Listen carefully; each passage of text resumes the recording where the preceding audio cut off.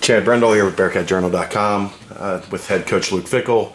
Coach, a little over a year now into the program. Is there a level of settling in and getting comfort knowing who everybody is and the things around town and what you need to do? Well, I think there is some of that. I mean, obviously you're not happy in where you are and the things that you're doing, but that's going to be really difficult no matter what the situation is and no matter how successful we are in a season. It's going to be one of those things where you're always pushing and trying to find other ways and new ways and ways to enhance what it is you're doing. But at least as a staff, as a head coach, and getting to understand and know the university, how to navigate a lot of different things, I know we're in a lot better place. And a lot more time can be spent on truly doing what it is we want to do and developing these young men and developing our football program.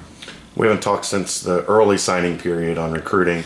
With the couple guys you added late, numbers-wise, it's the best class in UC football history. For you, did you feel like you were able to address the needs that you were looking for and able to put some quality on this roster that you were hoping to add? I think we did. I think it started from the get-go and having the ability to get those local kids, those 50-mile radius, the state of Cincinnati that we so heavily talk about and stress and put time and effort into, and to get some guys like the Malik Vans and the Devon Hickses and Josh Wiley and Blake and Blake, all the guys, anywhere from Xenia down to Cincinnati. Our ability to do that, I think, is going to help our program immensely and as we move forward. And I don't just mean that because they're great football players, they are, but the pride they take in the things they do, the history that they know of where UC has been as a football program and where we want to get it back to. It means something a little bit different, even those guys. How much were those guys able to help close on Tavion Thomas and Michi Harris and Leonard Taylor? Those guys did a great job, and I think that's what we're kind of talking about, that pride in your community and your home state and in the area that you grow up. And it takes they say it takes an army to raise kids. It takes an army to recruit them too, and for us to have those connections, those guys, because these are going to be some of the best friends they're going to have the rest of their life, and you want to be around like-minded people that have same goals and dreams and on the same path. And I think that's what those guys have an opportunity to do, not just because of social media, not because of their ability to know one another, but also to compete against one another, that they know a lot more about each other than even we know. On the coaching staff, 3 new faces. But they're not really new faces. Brian Mason moves up from recruiting director to special teams. Steve Stripling comes back to coach the defensive line. And obviously an All-American here, Mike Mickens, steps in with the defensive backs, cornerbacks.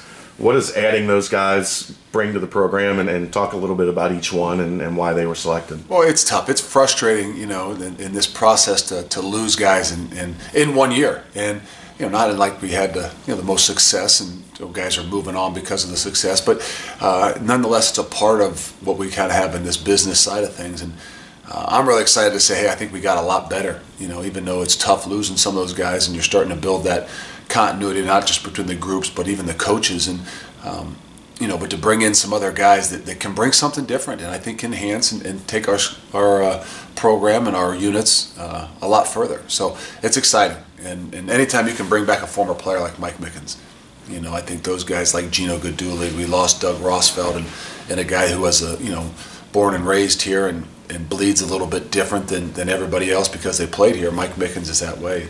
Former All-American, all-time career-leading interception guy at the university. So there's something else to it than just a job, than just, hey, trying to be successful. When you're recruiting, those kinds of things, he knows a lot more. He's got him truly invested in what he's doing here. Not to mention him as a coach. As a young guy and a coach, a recruiter, a guy that's going to be a great asset to our staff to help Coach Freeman and Coach Tenuta and the things that we're doing. I think we really took ourselves to another level right there.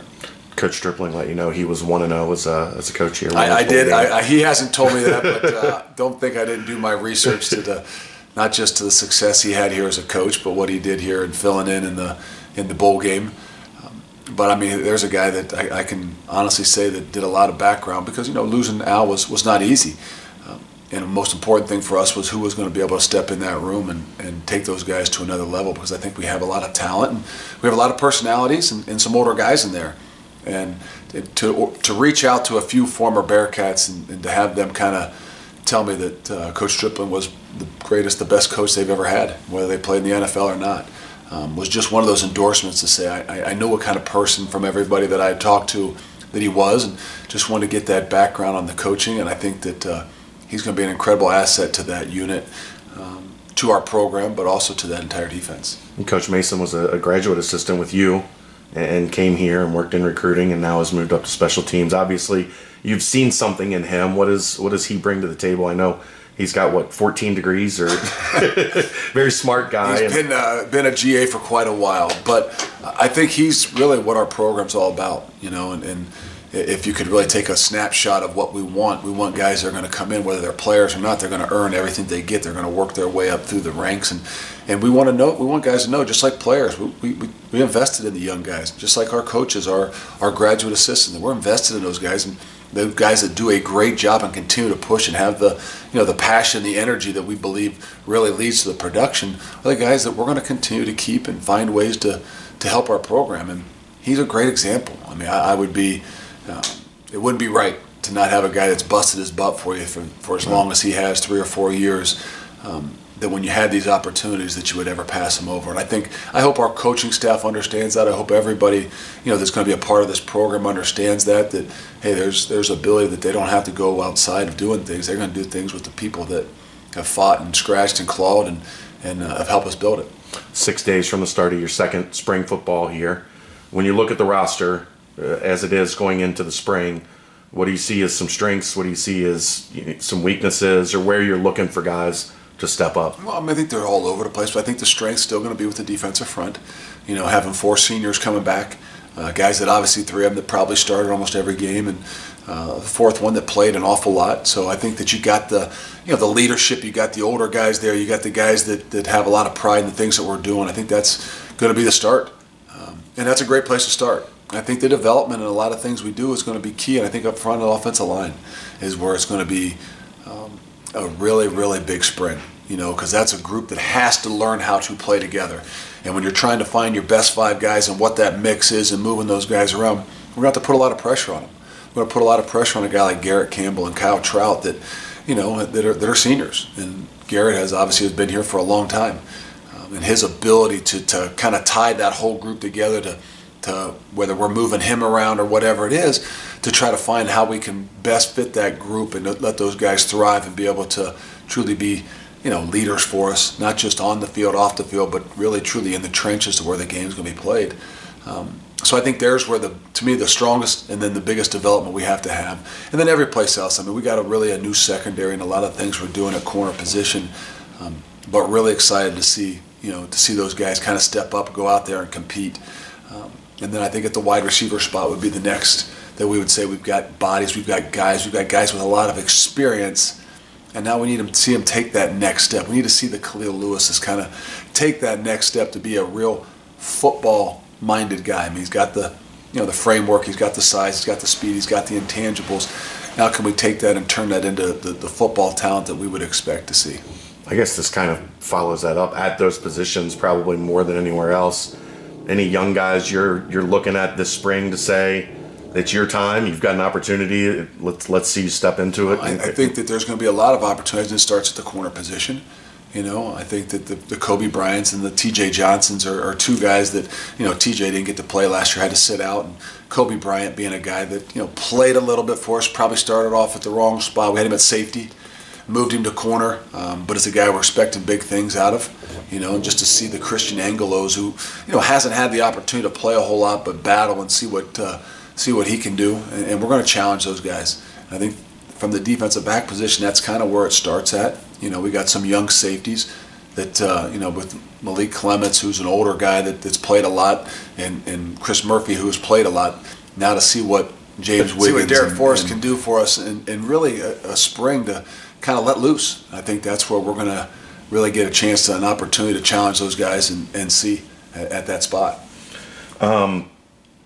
What did you take from last year to bring into this year to say maybe I need to improve a little bit here, I need to maybe tweak how we did something there? Is there anything really that well, stands we don't have out? enough time to sit there and talk about all the things that we need to do different. But just something that maybe you... Well, yeah, I mean, and again, our focus a little bit, last year in the spring, I mean, we were focused on, hey, let's find out who will compete. Who's going to go out there on an everyday basis, have the passion, have the energy, compete one-on-one, 2-on-2, 3-on-3, 11-on-11.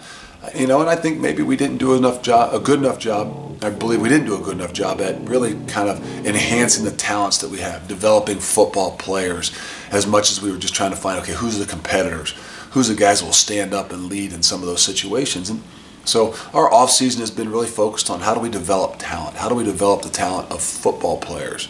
That's on the field and off the field, learning, because if they don't understand, they can't play as fast as they need to play. So I think, mindset-wise, going into spring football, we're going to play a lot of football this spring. We're not going to just have the one-on-one competitions and a lot of different things. We'll make them in group settings and really try to say, hey, how do we develop more as football players? You winter workouts last year were attention training and detail and getting to know everybody. How did that change this year, and were you happy with maybe how some of your older guys or now your guys that are seniors stepped into their leadership roles? Yeah, and that had to do with what it's all about in the off season and development. Last year's off season it was about attention training. It was about getting to know guys. It's going to find out who was going to compete, who was going to buy in and believe into the culture and the way we do things and the work ethic that we expect. But I think it's a little bit different now. We didn't need that. We didn't need the attention training. We had the attention of all the guys. So our focus over the last probably 2.5 months have been developing talent. And that's not just the recruiting side of things. It's about legitimately developing the talent that we have, making them better football players. But then really trying to develop the trust, the respect, and the love within our locker room, because that's what's going to be the difference maker for us. And I don't think that we did a great job of that last year, even though we were challenging guys and finding the toughness and pushing them along. But to really develop that within your team was another one of those spots where I kind of stepped back and said, okay, this is what we didn't do a very good job of. All right, Coach, appreciate it. Start Monday. We'll hear from you then. We're looking forward to it. Thanks a lot.